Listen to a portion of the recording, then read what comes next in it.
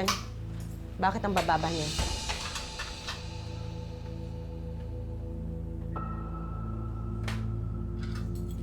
Sinabi ko naman sa'yo, wag mo nang tingnan. Mapapil ka. Tapos ngayon, nakita mo, ikaw pang magagalit. Bakit nga? Kung hindi pa ako nag-request ng CRS mo, hindi ko malalaman na puro bagsak pala yung grades mo.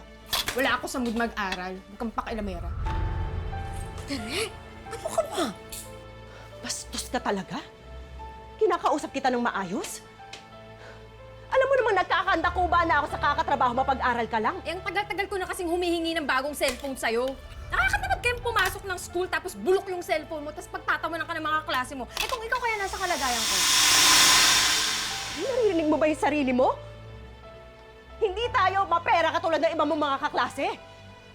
Marami tayong binabayaran mga bills. May kuryente, may tubig, may sakit pa si nanay. Marami pa tayong mga utang. Hindi mo kailangan sabihin sa akin yung mga listahan ng bayarin mo, ah. Obligasyon mo yan.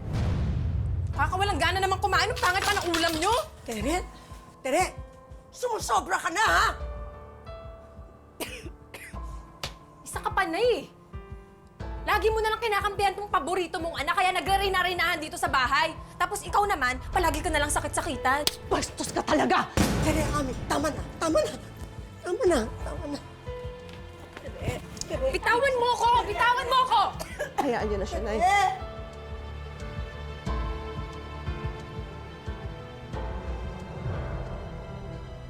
Pasensyahan mo na yung kapatid mo, ha? Ay, pinipilit ko naman po siyang intindihin. Pero nakita niyo naman po yung ginawa.